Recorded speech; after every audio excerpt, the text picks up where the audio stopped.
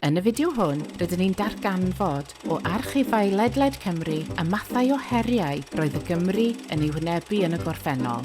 Yn yr adroddiad hwn o Ysgol Gynradd Llangelynin ym 1947, a ddarganfwyd yn Archifau Conwy, fe ddarganfwyd ei bod yn arferiad i gael gwared ar ysbwriel o'r toiledau trwy ei ddympio dros y welderfyn mewn cae cyfagos. A oedd o ond yn 10 llath i ffwrdd o'r fynedfa i'r cegin. Ych a fi, dychmygwch geisio mwynhau eich cinio gyda'r arogl hwnnw'n gwibio drwy'r awyr. Lawr yn Cymru, datgelodd Archifau Morgannwg berl go iawn yn 1831. Rhestr o reolau Ysgol Genedlaethol Llanilltyd Fawr. Mae rheol rhif 7 yn dwyn y chwyddwydr. Ni chaniateir i unrhyw blentyn ac eithrio athrawon siarad yn ystod oriau ysgol.